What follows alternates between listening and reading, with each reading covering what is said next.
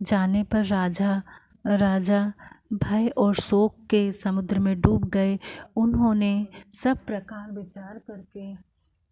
विचार करके अपना कर्तव्य निश्चित किया और नीचा मुँह करके आवाज़ लगाई, जो मनुष्य मुझे धन दे खरीद कर दास का काम लेना चाहता हो, वह सूर्य के रहते रहते शीघ्र ही बोले। उसी समय धर्म चंडाल का रूप धारण करके तुरंत वहाँ आए।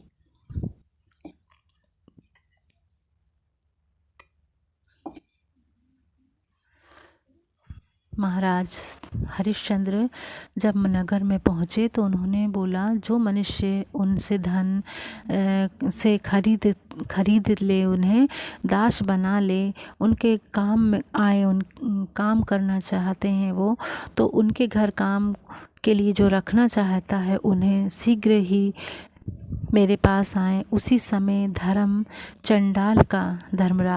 चंडाल का रूप धारण करके उनके पास आ गए। उस चंडाल के शरीर से दुर्गंध निकल रही थी। विकृत आकार, रूखा बदन, दाढ़ी मूछें बढ़ी हुई और दांत निकलते हुए निर्दयता की तो वह मूर्ति ही था। काला रंग, लंबा पेट, पीलापन लिए हुए रूखे नेत्रों, कठोर वाणी, यही उनकी धूलिया थी। उन्होंने झुंड के झुंड पक्षियों को पकड़ रखा था। मुर्दों पर चढ़ी हुई मालाओं से वह अलंकृत था। उसने एक हाथ में खोपड़ी और दूसरे में लाठी ले रखी थी। उनका मुंह बहुत बड़ा था। वह देखने में भयानक तथा बारंबार बहुत बकवास करने वाला था। कुत्तों से घिरे होने के कारण उनकी भयंकरता और भी बढ़ रही थी। चंडाल बोला, मुझे तुम्हारी आवश्यकता है। राजा के सामने खड़ा हुआ चंडाल, तुम शीघ्र ही अपनी कीमत बताओ, थोड़े अथवा बहुत, जितने धन से तुम प्राप्त हो सको उसे कहो। चंडाल की दृष्टि से क्रूरता टपक रही थी। वह बड़ी निष्ठुरता के साथ बातें कर रहा था। देखने से अत्यंत दुराचारी प्रतीत होता था। इस रूप में उसे देखकर राजा ने पूछा, तू कौन है? चंडाल ने कहा, मैं चंडाल हूँ। इस श्रेष्ठ नगरी में मुझे सब लोग प्रवीर के नाम से पुकारते हैं। मैं वध्य मनुष्यों का वध करने वाला और मुर्दों का वस्त्र लेने वाला प्रसिद्ध हूँ। हरिश्चंद्र बोले, मैं चंडाल का दास होना नहीं चाहता, वह बहुत ही निंदित कर्म है। सापागिनी से जल मरना अथवा किंतु चंडाल के अधीन होना कदापि नहीं अच्छा लगता। मैं नहीं बनना चाहता। वे इस प्रकार कह रहे थे कि महान तपस्वी विश्वामित्र मुनि आ पहुँचे और क्रोध एवं आमर्ष से आंखें फाड़कर राजा से बोले, यह चंडाल तुम्हें बहुत सा धन देने के लिए उपस्थित है। उसे ग्रहण करके मुझे यज्ञ की पूरी दक्षिणा क्यों नहीं दे देते हो? यदि तुम चंडाल के हाथ में अपने को बेचकर उससे मिला हुआ धन मुझे नहीं दोगे तो मैं निस्संदेह तुम्हें शाप दे दूंगा।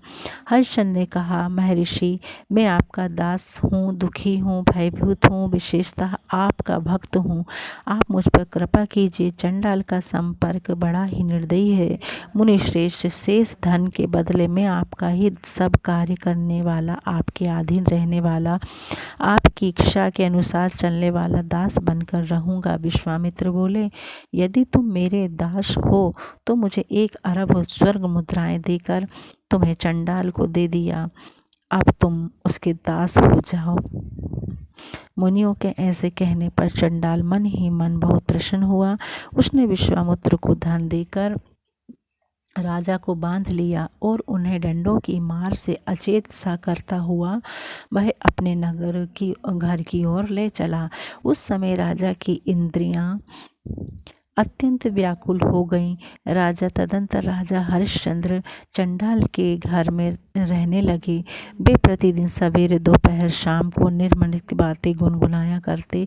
हाय मेरी दीनमुखी पत्नी अपनी आगे दीनमुख बालक रोहित को देखकर अत्यंत दुख दुख न मग्न हो जाती और उन समय इस आशा से कि राजा धन कमा कर हम दोनों को छुड़ाएंगे बारंबार मेरा स्मरण करती होगी। उसे इस बात का पता न होगा कि मैं ब्राह्मण को और भी अधिक धन देकर अत्यंत पापमय स्वर्ग में जीवन व्यतीत कर रहा हूँ। राज्य का नाश, सहोदरता त्याग, पत्नी और पुत्र का विक्रय तथा अंत में चंडाल तत्व की प्राप्तियाँ हो, यह एक के बाद एक दुख की कैसी परंपरा चली आ रही है। राजा हरिश्चंद्र दुख कर रहे थे। इस प्रकार वे चंडाल के घर में रहते हुए प्रतिदिन अपने मित्र प्रिय पुत्र तथा अनुकूल पत्नी का स्मरण किया करते। राजा सर्वज्ञ छिन जाने के कारण राजा बहुत व्याकुल हो रहे थे। कुछ काल के बाद राजा हरिश्चंद्र चंडाल के वश में होने के कारण शमशान घाट पर मुर्दों के कपड़े कफन संग्रह करके काम में नियुक्त हुए। चंडाल ने उन्हें राजा आज्ञा दी कि तुम मुर्दों के आने की प्रतीक्षा में रात दिन यहीं रहोगे। यह आदेश पाकर राजा काशीपुरी के दक्षिण शमशान भूमि में बने हुए सब मंदिरों में गए। उस शमशान में बड़ा भयंकर शब्द होता था। वहाँ सैकड़ों सियारों ने भरी रहती थी। चारों ओर मुर्दों की खोपड़ियाँ बिखरी पड़ी रहती थी। सारा शमशान दुर्गंध से व्याप्त और अत्यंत धूम से आच्छादित था। उसमें पिशाच, भूत, बेताल, डाकिनी और यक्ष रहा करते थे। गिद्धों और गीदड़ों से भी बड़े बहे स्थान भरा रहता था। झुंड के झुंड कुत्ते उसे घेरे रहते थे। यंत्र तंत्र हड्डियों के ढेर लगे हुए थे। सब ओर से बड़ी दुर्गंध आती थी। अनेकों मृत व्यक्तियों के बंधु बांधवों के कारण कुंदन से वह शमशान भूमि बड़ी ही भयानक और कोलाहलपूर्ण रहती थी। हाँ हाँ पुत्र, हाँ मित्र।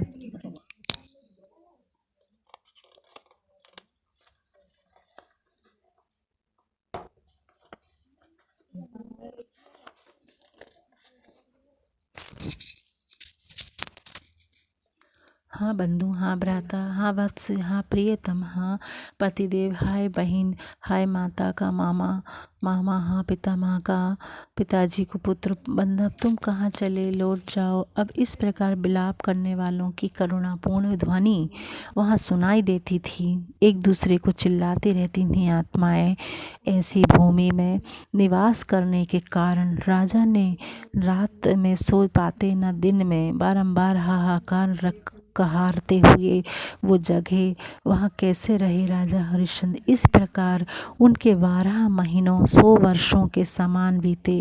अंत में राजा ने दुखी होकर देवताओं की शरण ली और कहा, महान धर्म को नमस्कार है जो सच्चिदानंद स्वरूप संपूर्ण जगत की सृष्टि करने वाले विधाता परमात्मा पर ब्रह्मा शुद्र पुराण पुरुष एवं अविनाशी हैं। उन भगवान विष्णु को नमस्कार है। देव गुरु बृहस्पति तुम्हें नमस्कार है। इंद्र को भी नमस्कार है।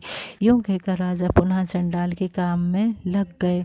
तदंतर महाराज हरिश्चंद्र की पत्नी शिवैया सांप के कटने से मरे हुए अपने बालक को गोद में उठाए विलाप करती हुई शमशान भूमि में आई। वह बार बार यही कहती थी कि हाँ वत्स, हाँ पुत्र, हाँ शिष्यो। उसका शरीर अत्यंत दुर्बल हो गया, कांति मलिन पड़ गई थी, मन बेचने था, सिर के बालों में धूल जम गई थी। सेवैया के विलाप का शब्द सुनकर राजा हरिश्चंद्र तुरंत उसके पास गए। उन्होंने आशा थी वहाँ की मुर्दे शरीर का कफन मिलेगा। वे जोर जोर से रोती हुई अपनी पत्नी को पहचान ना सके। अधिक काल तक प्रवास में रहने के कारण वह बहुत संताप थी। ऐसी जान पड़ती थी कि मानो उसका दूसरा जन्म हुआ हो। शिवैया ने भी पहले उनके मस्तक को मनोहर कुशों से सुशोभित देखा था। अब उनके सिर पर जटा थी। वे सूखे हुए वृक्ष के समान जान पड़ते थे। इस अवस्था में वह भी अपने पति को ना पहचान सकी। राजा ने काले कपड़ों में लिपटे हुए बालक को जिसे सांप ने काट खाया था तथा जिसके अंगों में रजोचित चिन्ह दिखाई देते थे, जब देखा तो उन्हें बड़ी चिंता हुई। वे सोचने लगे, अहो बड़े कष्ट की बात है, यह बालक किसी राजा के कुल में उत्पन्न हुआ होगा, किंतु दुरात्मा काल ने इसे किसी और की दशा की पहुंचा दिया है। अपनी माता की गोद में पड़े हुए इस बालक को देखकर मुझे कमल के समान नेत्रों वाला अपना पुत्र रोहित याद आ रहा है। यदि उसे भयंकर काल ने अपना ग्रास न बनाया होता तो वह मेरा लाडला भी इसी उम्र का हुआ होगा। इतने में ही रानी ने विलाप करते हुए कहा, हाँ वत्स, किस पाप के कारण यह अत्यंत भयंकर दुख आ पड़ा है, जिसका कभी अंत ही नहीं हो रहा है। हे प्राणनाथ, आप कहाँ हैं? ओह विधाता, तू राज्य का नाश किया, सहोदर से बिछो कर आया और स्त्री का पुत्र को भी बिकवा दिया। अरे तू राजश्री हरिश्चंद्र की कौन सी दुर्दशा नहीं की। रानी का यह वचन सुनकर अपने पथ से भ्रष्ट हुए राजा हरिश्चंद्र ने अपनी प्राण प्रिय प्यारी पत्नी तथा मृत्यु के मुख में पड़े हुए पुत्र को पहचान लिया। ओह कितने कष्ट की बात है यह सहवैया इस अवस्था में, और वह यही मेरा पुत्र है।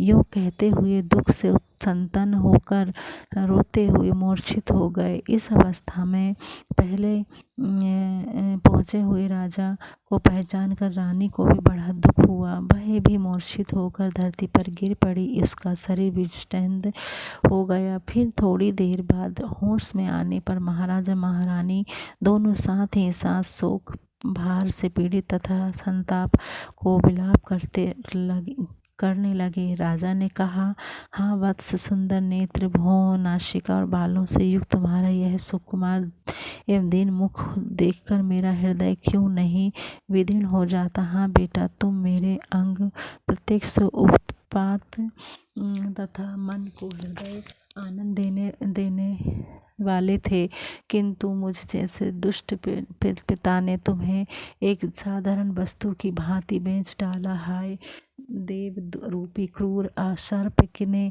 सब प्रकार के साधन वैभव से पूर्ण मेरे महान राज्य का अपहरण करके अब मेरे पुत्र को भी काट खाया। देवरूपी सर्प से डसे हुए अपने पुत्र के मुख कमल को देखते हुए भी मैं इस समय उसी के भयंकर विष के प्रभाव से अंधा हो रहा हूँ।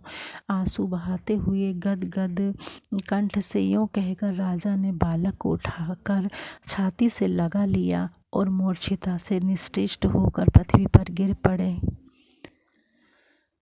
उस समय रानी इस प्रकार बोली, ये तो वही नरश्रेष्ठ जान पड़ते हैं, केवल स्वर से इनकी पहचान हो रही है। इसमें तनिक भी संदेह नहीं है कि विद्ध जनों के हृदय रूपी चकोर को अनाहित करने वाले चंद्र रूप महाराज हरिश्चंद्र ही हैं। किंतु वे महाराज उस समय शमशान में कैसे आ पहुँचे? अब सवैया पुत्र शोक को भूलकर गिरे हुए पति को देखने लगी। पति और पुत्र दोनों की चिंता से पीड़ित, विस्मित एवं दीन हुई रानी जब पति की दशा का निरीक्षण कर रही थी, उस समय उसकी दृष्टि अपने स्वामी के उस दंड पर पड़ी जो बहुत ही घृणित एवं चंडाल के धारण करने योग्य था। यह देखते ही वह बेहोश होकर गिर पड़ी। फिर धीरे धीरे जब चेत हुआ तो गदगद वाणी में कहने लगी, ओ देव, तूने देवता के समान कांतिमान इन महाराज को चंडाल की दशा को पहुंचा दिया। तूने इसके राज्य का नाश, सहस्त्रों का त्याग और स्त्री पुत्र का विक्रय कराकर भी इन्हें नहीं छोड़ा। आखिर क्यों राजा ने चंडाल बना दिया? हाँ राजन, आज मैं आपके पास छत्र, झांसी, सवर और व्यंजन कुछ भी नहीं देखती। ये विधाता का जैसा विपरीत भाव है। पूर्व काल में जिनके आगे आगे चलने पर कितने ही राजा सेवक बनकर अपनी चांदरों से धरती तुम्हारा करते थे, वे ही महाराज आज अब दुख से पीड़ित हो इस अपवित्र शमशान भूमि में पिचरते हैं, जहाँ खोपड़ियों से सटे कितने ही मिट्टी के घड़े चारों ओर बिखर पड़े हैं, जहाँ मृतकों की लाशें दबी हुई हैं, गल गल पृथ्वी के सूखे दोनों में पड़ रहे हैं। चिंता की राख, अंगारे, अधजली हड्डियों और मज्जा के ढेर से यहाँ की भयंकरता बहुत बढ़ रही है। यहाँ से गिरधों और गीदड़ों के भयंकर नाद सुनकर छोटे छोटे पक्षी भाग गए। चिता के धुएं से यहाँ की सारी दिशाएं काली दिखाई देती हैं। यूं कहकर महारानी सेवैया महाराज हरिश्चंद्र के कंठ में लग गई तथा कंठ एवं सैकड़ों प्रकार के शोक से आक्रोश आविव अंतर्वाणी में विलाप करने लगी। राजन, यह सत्य महाभाग, आप इसे जैसा समझे हो बताइए, मेरा मन अचेत होता जा रहा है। रानी की यह बात सुनकर महाराज हरिश्चंद्र ने गरम सांस ली और गदवाणी में अपने पुत्र को चंडाल तत्व प्राप्त होने की सारी कथा कह सुनाई। उसे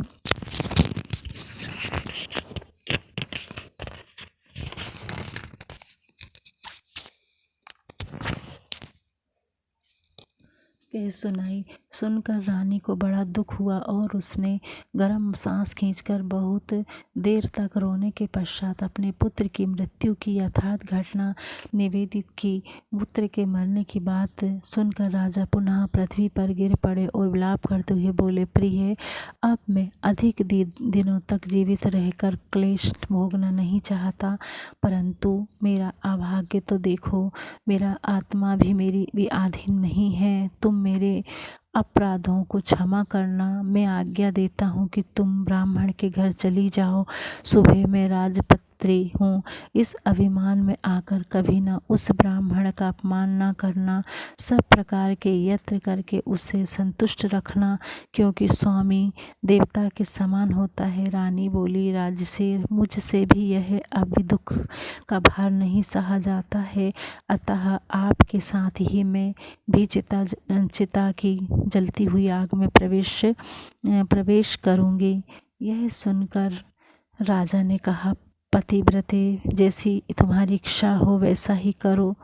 तदंतर राजा ने चिता बनाकर उसके ऊपर अपने पुत्र को रखा और अपनी पत्नी के साथ हाथ जोड़कर सबके ईश्वर परमात्मा नारायण श्री हरि का स्मरण किया, जो हृदय रूपी गुफा में विराजमान है तथा जिनका वासुदेव, सुरेश्वर आदि अंतरहित ब्रह्मा, कृष्ण, पीताम्बर एवं शुभ आदि नामों से चिंतन किया जाता है। उनके इस प्रकार भगवत स्मरण करने पर इंद्र तथा आदि संपूर्ण देवता धर्म को अगुआ बनाकर तुरंत वहां आए और इस प्रकार बोले, राजन, हमारी बात सुनो। तुम्हारी स्मरण करने पर संपूर्ण देवता यहाँ उपस्थित हुए हैं। ये साक्षात पितामह ब्रह्मा जी हैं और ये स्वयं भगवान धर्म है। इनके सिवा साधारण विश्वदेव, मरुदंड और लोकपाल भी अपने वाहनों सहित पधारे हैं। नाग, सिद्ध, गंधर्व, रुद्र, अश्विनी कुमार तथा और भी बहुत से देवता यहाँ उपस्थित हुए हैं। साथ ही बाबा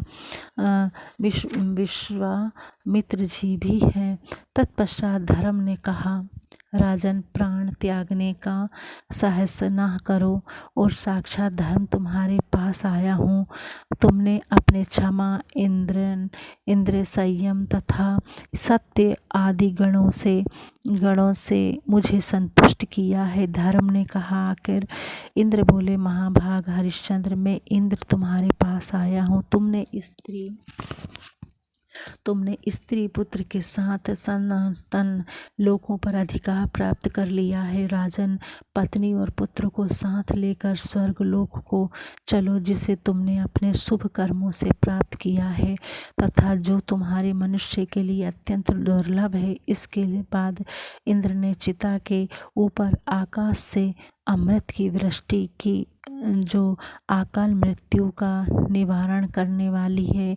फिर फूलों की भी वर्षा होने लगी। देवताओं की धुंध भी जोर जोर से बज उठी। इस प्रकार वहां एकत्रित हुए देवताओं के समाज में महात्मा राजा का पुत्र रोहित चिता से जीवित हो उठा। उसका शरीर सुकुमार और स्वस्थ था, उसकी इंद्रियां और मन में प्रसन्नता थी। फिर तो महाराज हरिश्चंद्र ने अपने पुत्र को तुरंत तुरंत छाती से लगा लिया। वे स्त्री सहित पूर्वत तेज और कांति से संपन्न हो गए। उनकी देह पर दिव्य हार और वस्त्र शोभा पाने लगे। राजा स्वस्थ और पूर्ण मनोरथ हो परम आनंद में निमग्न हो गए। उस समय इंद्र ने पुनः उनसे कहा, महाभाग, स्त्री और पुत्र सहित तुम्हें उत्तम गति प्राप्त होगी, अतः तुमने अपने कर्मों के फल भोगने के लिए दिव्य लोक को चलो। हरिश्चंद्र ने कहा, देवराज, मैं अपनी स्वामिन चंडाल की आज्ञा लिए बिना तथा उनके ऋण से उद्धार पाए बिना देवलोक को नहीं चल सकूंगा। धर्म बोले, राजन, तुम्हारे इस भावी संकट को जानकर मैंने ही माया से अपने को चंडाल के रूप में प्रकट किया था, चंडाल तत्व का प्रदर्शन किया था, मैं ही था चंडाल रूप में। इंद्र ने कहा, हरिश्चंद्र, पृथ्वी के समस्त मनुष्य जिस परम धाम के लिए प्रार्थना करते हैं, केवल पुण्यवान मनुष्यों को प्राप्त होने वाले उस धाम को चलो। हरिश्चंद्र बोले, देवराज, आपको नमस्कार है, मेरा यह वचन सुनिए। आप मुझ पर प्रसन्न हैं, अतएव मैं विनीत भाव से आपके सम्मुख कुछ निवेदन करता हूँ। अयोध्या के सब मनुष्य मेरे विरह शोक में मग्न हैं। आज उन्हें छोड़कर मैं दिव्य लोक को कैसे जाऊंगा। ब्राह्मण की हत्या, गुरु की हत्या,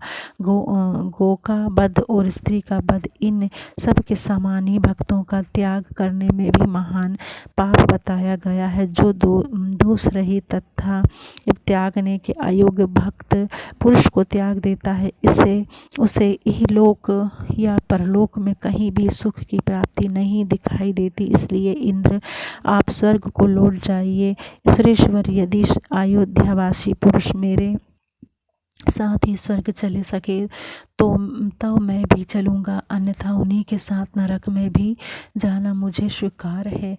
इंद्र ने कहा, राजन, अब उन सब लोगों के पृथक पृथक नाना प्रकार के बहुत से पुण्य और पाप हैं, फिर तुम स्वर्ग को सबका योग भोग बनाकर वहाँ कैसे चल सकोगे। हरिश्चंद्र बोले, इंद्र, राजा अपने कुटुंबियों के ही प्रभाव से राज्य भोगता है। प्रजा वर्ग भी राजा का कुटुंबी ही है। उन्हीं के सहयोग से राजा बड़े बड़े यज्ञ करता है, पोखरे खुदवाता है और बगीचे आदि लगवाता है। यह सब कुछ मैंने अयोध्या वासियों के प्रभाव से किया है, अतः स्वर्ग के लोक में पढ़कर मैं अपने उपकारियों का त्याग नहीं कर सकता।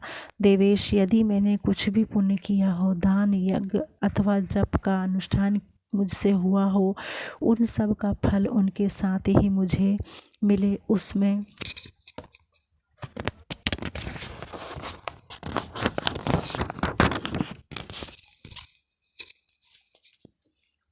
उनका समान अधिकार हो। ऐसा ही होगा। यूँ कहकर त्रिभुवनपति इंद्र, धर्म और गधी नंदन विश्वामित्र मन ही मन बहुत प्रसन्न हुए। लोगों पर अनुग्रह रखने वाले देवेंद्र ने स्वर्ग लोक से भूतल तक करोड़ों विमानों का तांता बांध दिया। फिर चारों वर्णों आश्रमों से युक्त अयोध्या नगर में प्रवेश करके राजा हरिश्चंद्र के समीप ही देवराज इंद्र ने कहा, प्रजाजनों, तुम सब लोग शीघ्र जाओ। धर्म के प्रसाद से तुम सब लोगों को अत्यंत दुर्लभ स्वर्गलोक प्राप्त हुआ है। इंद्र की यह बात सुनकर राजा महाराज हरिश्चंद्र की प्रसन्नता के लिए महातपस्वी विश्वामित्र ने राजकुमार रोहित को परम रमणीय अयोध्यापुरी में ला वहाँ राज्य सिंहासन पर अभिषिक्त कर दिया। देवताओं, मुनियों और सिद्धों के साथ रोहित का राज्याभिषेक करके राजा सहित सभी बंधु बांधव बहुत प्रसन्न हुए। उनके बाद वहाँ के सब लोग अपने पुत्र, भृत्य और स्त्रियों सहित स्वर्गलोक को चले गए। वे पग पग पर एक विमान से दूसरे विमान पर जा पहुँचते थे। विमानों के सहित यह अनुपम ऐश्वर्य पाकर महाराज हरिश्चंद्र बहुत प्रसन्न हुए। स्वर्ग में नगर के आकार वाले सुंदर विमानों में जो ऊपर कोटों से सुशोभित था। महाराज हरिश्चंद्र भी विराजमान हुए। उनकी यह समृद्धि देखकर सब शास्त्रों का तत्व जानने वाला दैत्याचरण महाभाग शुक्र ने इस प्रकार उनका यज्ञोगान किया। अहो क्षमा का जैसा महात्म्य है, दान का कितना महान फल है, जिससे हरिश्चंद्र अमरावतीपुरी में आए और इंद्र पद को प्राप्त हुए। प्रशिक्षण कर कहते हैं, जैमिनी राजा हरिश्चंद्र का यह सारा चरित्र मैंने आपसे वर्णन किया है। दुख में पड़ा हुआ जो मनुष्य इसका श्रवण करता है वह महान सुख पाता है। इसके श्रवण से पुत्रार्थी को पुत्र, सुखार्थी को सुख, स्त्री की इच्छा रखने वाले को स्त्री और राज्य की कामना करने वाले को राज्य की प्राप्ति होती है। उसकी संग्रह में विजय होती है, उसकी संग्रह में विजय होती है और वह कभी नरक में नहीं पड़ता है। ये थी राजा हरिश्चंद्र की, सत्यवादी राजा हरिश्चंद्र की कहानी। सो आपको पसंद आए तो लाइक और शेयर और सब्सक्राइब ज़रूर करिए। धन्यवाद। मिलती हूँ अगली वीडियो में।